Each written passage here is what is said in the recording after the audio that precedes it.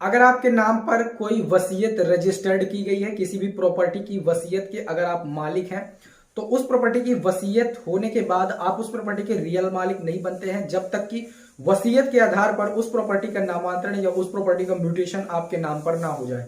अगर आपके नाम पर कोई वसीयत रजिस्टर्ड की गई है या किसी ने आपके नाम पर वसीयत को रजिस्टर्ड कराया हुआ है और उस आदमी की जब तक डेथ नहीं हो जाती है तब तक आप वसीयत नामांतरण का एप्लीकेशन नहीं कर सकते हैं, और तब तक आप ये मत मानिए कि वो प्रॉपर्टी आपकी है, क्योंकि किसी भी प्रॉपर्टी की वसीयत की वैलिडिटी तब पावर में आती है या वो वसीयत तब पावर में आती है जबकि वसीयत करता जो वसीयत करता है, जिसके नाम पे वसीयत मतलब जो वसीयत करने वाला होता है, जो प्रिंसिपल होता है, जब तक कि उस प्रिंसिपल की डेथ ना हो जाए। जब प्रिंसिपल की डेथ हो जाती है तब भी वसीयत अपनी ओरिजिनल पावर में आता है, और उसके ओरिजिनल पावर में आने के एक ही प्रूफ होते हैं और वो होते हैं गवाह। अगर आपके गवाह कोई ऐसे हैं जो कि बिल्कुल पत्थर की लकीर हैं, यानी कि जिसके भी नाम उस वसीयत पत्रक में या फिर रजिस्टर्ड वसीयत में एज आ विटनेस के रूप में मेंशन किया गया है, तो उन गवाहों का होना बहुत ही जरूरी है।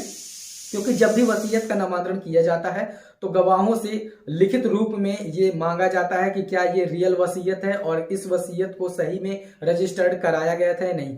अगर गवाह गवाही देने से मुकर जाते हैं तो फिर वसीयत की वैलिडिटी खत्म हो जाती है, यानी कि वसीयत की कोई वैल्यू नहीं रह जाती है। अगर आपके नाम पर कोई वसीयत कराई गई है और वसीयतकर्ता की मृत्यु हो गई है तो उसका जल्दी से जल्दी आपको म्यूटेशन या नामांतरण करा लेना चाहिए। सो वसीयत नामांतरण के दो प्रोसेस होती है, पहला ऑनलाइन, दूसरा ऑफलाइन। ऑनलाइन प्रोसेस कैसे करने हैं आज की इस वीडियो पे मैं बताऊंगा, और इसके लिए जरूरी डॉक्यूमेंट्स क्या लगते हैं आज की इस वीडियो पे पूरा क्लैरिफिकेशन आपको मैं देने वाला हूं। तो चलिए वीडियो शुरू करते हैं।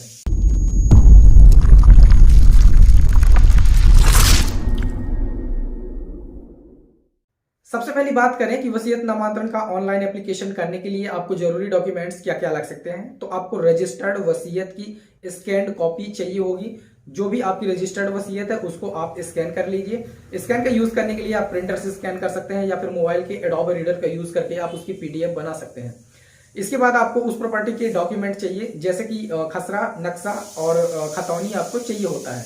इसके बाद किसी भी प्रॉपर्टी की वसीयत नामांतरण का ऑनलाइन एप्लीकेशन करने के लिए आपको गवाहों की जरूरत होती है, और गवाहों की भी आपको जो घोषणा पत्र है या फिर शपथ पत्र है वो देना होता है, जो कि आप दे सकते हैं स्टाम्प पेपर में भी बनवा के।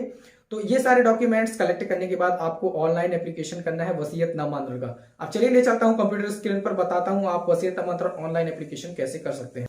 अपने मोबाइल के लैपटॉप या फिर पीसी पर या फिर अपने मोबाइल पर कहीं भी आपको अपने स्टेट की आरसीएमएस पोर्टल को ओपन करना है।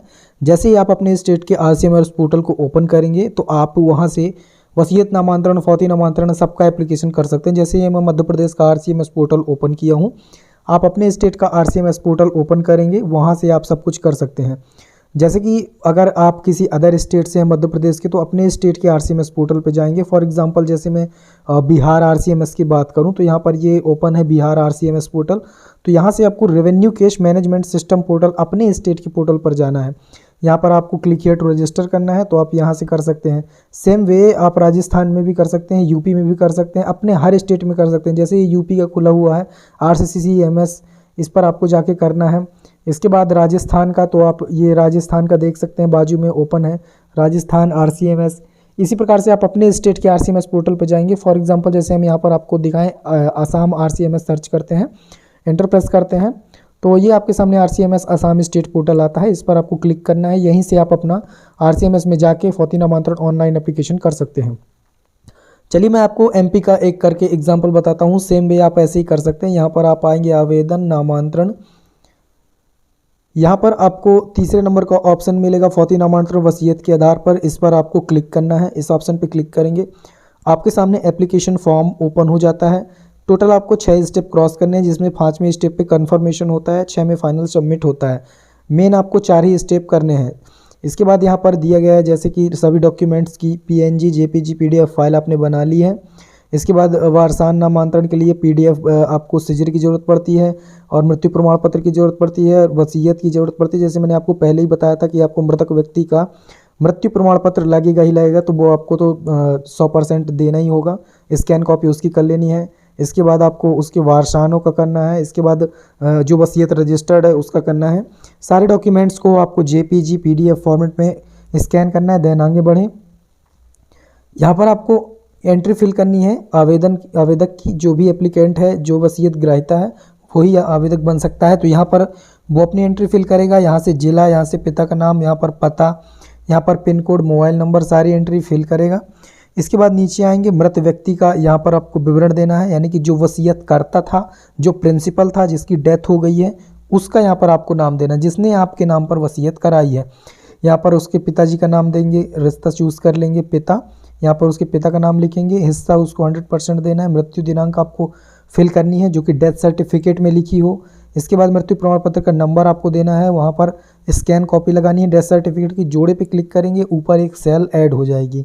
इसी प्रकार से यहाँ पर मृतक को सिलेक्ट करेंगे, जो ऊपर आप करेंगे यहाँ पर शो होगा, मृतक का नाम आप चूज़ कर लेंगे। अब यहाँ पर आपको जो भी उसके वैध वारिस हैं उनकी इन्फॉर्मेशन यहाँ पर भरनी है। अगर कोई वैध वारिस नहीं है, किसी दूसरे के नाम पर करवाया गया है वसीयत, तो आप उसकी ही नाम यहाँ पर भर देंगे जिसके नाम पर वसीयत कराई गई है। जैसे कि आप हैं वसीयत ग्रहीता, तो यहाँ पर आप अपना नाम भर सकते हैं। इसके बाद वसीयत ग्रहीता बा में आपको अपना ही नाम भरना है जो आप ऊपर देंगे। तो यहाँ पर आप अपना नाम, अपने पिताजी का नाम, अपना एड्रेस, मोबाइल नंबर, सारी इन्फॉर्मेशन फिल करेंगे। जोड़े पे क्लिक करेंगे तो ऊपर एक रो ऐड हो जाएगी। इसी प्रकार अगर एक से ज़्यादा वसीयत ग्रहीता हैं तो वहाँ पर आप मैनुअल एंट्री कर सकते हैं, और यहाँ पर आप ऊपर भी वसीयत जिसके नाम पर हुई है उसी को दे सकते हैं। अगर कोई वारिस नहीं है तो सारी इन्फॉर्मेशन यहाँ पर फिल करेंगे। इसके बाद आगे बढ़ें। अब आपको यहाँ पर प्रॉपर्टी का टाइप चूज़ करना है, नजूल की प्रॉपर्टी है या कृषि भूमि है। जैसे प्रॉपर्टी अगर नजूल की प्रॉपर्टी है तो यहाँ पर ऑप्शन है नजूल का, इस रेडियो बटन पे आपको क्लिक करना है। ये नजूल के रेडियो बटन पे जैसे आप क्लिक करेंगे तो यहाँ से आप प्रॉपर्टी को सिलेक्ट करेंगे, उसका खसरा नंबर और जो भी गाटा संख्या वगैरह है। तो यहाँ कृषि की प्रॉपर्टी, कृषि सेलेक्ट करेंगे। यहाँ से हम जिला सेलेक्ट करते हैं, जैसे तो कोई भी एक एग्जांपल के लिए जिला लेते हैं, जैसे हम यहाँ पर कटनी जिला सेलेक्ट करते हैं।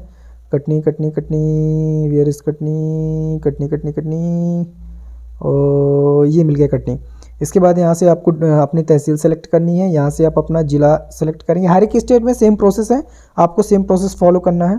इसके बाद यहाँ पर आपको तहसीलदार के नाम से ये एप्लीकेशन देना है। हर एक स्टेट में तहसीलदार के पास ही नामांतरण या म्यूटेशन का काम होता है। इसके बाद यहाँ से आपको उस प्रॉपर्टी का खसरा नंबर चूज़ करना है जिसकी वसीयत की गई है, और चुने पे क्लिक करेंगे तो प्रॉपर्टी की सारी इन्फॉर्मेशन यहाँ पर आपके सामने आ जाएगी। उसका नाम, उसका किसके नाम पर रजिस्टर्ड है, और प्रॉपर्टी का रकबा क्या है, सारी इन्फॉर्मेशन यहाँ पर आप एक बार चेक करेंगे। सारी इन्फॉर्मेशन चेक करने के बाद आप आगे बढ़े पे क्लिक करेंगे। फाइनली आपका डॉक्यूमेंट अपलोड का ऑप्शन आएगा। यहाँ पर आपको अपना वंशावली अपलोड करनी है, यानी कि सिजरा। इसके बाद वसीयत अपलोड करनी है। वकील को ऐड करना चाहते हैं, बिल्कुल नहीं करना है, 1 रुपया नहीं देना है किसी को, फ्री में काम हो जाएगा अपना, बस वकील की ज़रूरत नहीं है। यहाँ पर आप कर लेंगे डेट अपनी कि जब आप डॉक्यूमेंट लेकर न्यायालय में उपस्थित होंगे।